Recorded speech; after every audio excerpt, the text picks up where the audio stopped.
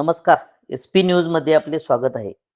शहरातील स्वच्छतेच्या कामकाजात कसूर केल्यास संबंधित आरोग्य निरीक्षक व मुकादमांवर कारवाई करण्यात येईल, असा इशारा आयुक्त डॉक्टर राजेंद्र भारुड यांनी दिला.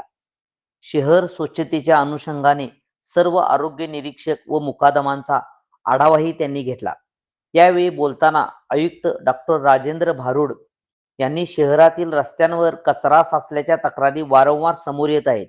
अशा स्थितीत संबंधित मुकादम व आरोग्य निरीक्षकांच्यावर जबाबदारी निश्चित केली जाईल.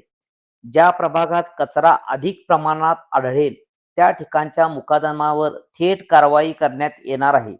शहर स्वच्छ राहिल्यास नागरिकांच्या तक्रारीमध्ये 50% अधिक घट होईल. तुम्ही काम व्यवस्थित केले नाही तर नागरिकांच्या रोषास सामोरे जावे लागते. आरोग्य निरीक्षकाने केवळ कार्यालयात न बसता प्रत्यक्ष भागात फिरती करून काम करावे, असेही निर्देश आयुक्तांनी यावेळी दिले.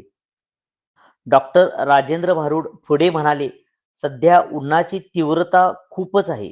शहर स्वच्छतेचे काम पहाटे 5 पासून सुरू करून दुपारी 1 वाजेपर्यंत करावे. यासाठी पहाटे मीही स्वतः संपूर्ण शहरात फिरती करून तपासणी करणार आहे. सध्या 1575 आरोग्य कर्मचारी आहेत. आणखीन नवीन कर्मचारी लाडपागे कमिटीच्या शिफारशी अंतर्गत नियुक्त करण्यात येणार आहेत.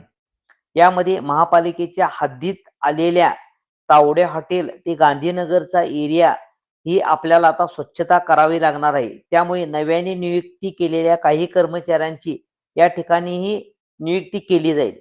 1 महिन्यात मला स्वच्छतेत बदल दिसला पाहिजे. प्रत्येकाने दररोज किमान 8 तास प्रामाणिकपणे काम केल्यास शहर स्वच्छ व सुंदर होऊ शकते, असा विश्वास आयुक्त डॉक्टर राजेंद्र भारुड यांनी व्यक्त केला. ओला व सुका कचरा वर्गीकरणाबाबत जनजागृती करण्याचेही निर्देश त्यांनी दिले. येत्या मे महिन्यात स्वच्छ सर्वेक्षण चे काम सुरू होत आहे.